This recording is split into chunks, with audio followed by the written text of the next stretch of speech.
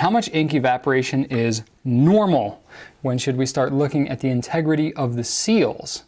So I didn't know if you were specifically, Kathy, I didn't know if you were asking about evaporation in a bottle of ink or in a pen. I think you were talking about in a pen. However, I will say that ink evaporation is not something that happens quickly in a bottle. Most bottles of ink are made to last several years without evaporating to a great degree. Now that said, you got to make sure they're screwed on tightly.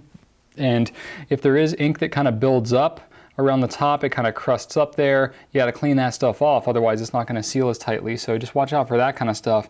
So, you know, over time though, it will, you know, especially if it's in a plastic bottle, it's definitely going to leach out of that. And then if it's in, you know, just a conventional glass ink bottle, it's going to, over time, want to evaporate. So most inks that are, especially ones that are dye-based, can be reconstituted with distilled water. So you can add water back in there and get it back to its natural form.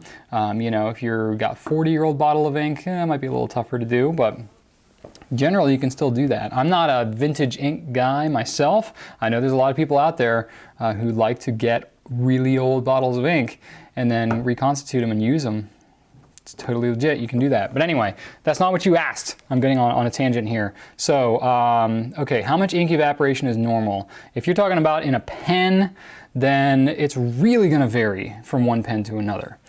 You know, pens, and then this was actually kind of backed up by Helen O from my second question, which I'll get to in just a second.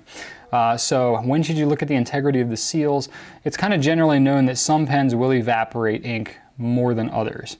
Generally speaking, if you have an O-ring or some kind of cap insert, those are what are going to seal up the best. I think about pens like the Platinum Preppy that, you know, you can, it's a clear pen, you can visually see there's an insert in there. Pilot Prera's got one. The Platinum 3776 Century has great sealing technology in there. Those pens, you're almost not going to have to worry about evaporation at all, really, you know, especially if you're cleaning your pen every month or every 2 months anyway.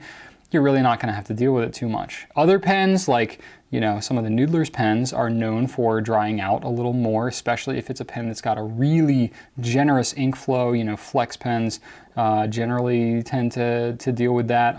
You know, that's where Helen O was starting to ask me here in question 2, which is, they were replied nested under each other on Facebook here. So yes, Kathy asked what I wondered. I put ink in my Ahab, then I didn't use it and picked it up about a week later, empty. Can it disappear like that, or is my memory bad? Well, your memory could be bad.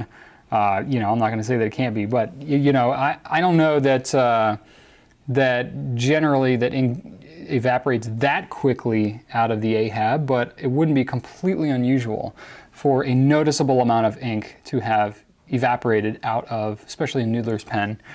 They're great pens, but they're meant to be used, you know, pretty regularly. So if you aren't going to be using them for, you know, even a week, it's possible that you could have some evaporation out of there. Now, usually I will only have that kind of issue with like starting issues, and I may need to flood the feed a little bit. I haven't had that much ink evaporate out of my pen. There's environmental factors it could be in. If you're in a dry environment with relative humidity that's really dry, then the ink will evaporate quicker. What's actually happening is it's water that's in the ink. You've got water, you've got dye, you've got a few other components in there, but those are the main parts. So what's happening is the water is evaporating out of it. It's leaving the dye behind. It's going to be really like concentrated and stuff like that. Dye itself doesn't flow well. So it's going to have a hard time starting, hard time flowing. You know, it's visually, it's going to appear much less. You can reconstitute it with water, and usually if it evaporates that much, you're going to want to clean it out, just so that you don't, you know, you just get all that gunk out of there, and then you can put fresh ink in. Keeping in mind, it's not like a huge volume of ink that's in most of these pens. You know, while the Ahab, you can get up there, especially if you've got an eyedropper, but I don't think it would be that much that would come out of an eyedropper. Anyway, so yeah, I would say it's not incredibly unusual. It's definitely on the extreme end of that spectrum there, Helen. And then for Kathy, you know, when should you look at the integrity of the seals? I don't know what to tell you. I mean, I guess if you got a really old pen and you've had it for a long time and you suspect that it's not holding up like it used to, then you could assume that it might be something with the seals and look to get it restored or something like that. But generally speaking, that kind of stuff, you're not gonna have to worry about that kind of stuff for a long time. That's gonna be more of a design aspect of the pen. So it's kind of like you have to ask other people who have the same pens, or maybe post on Fountain Pen Network or something like that, look at reviews and blogs and stuff to see what other people are experiencing, and then try and gauge whether your situation is normal or not.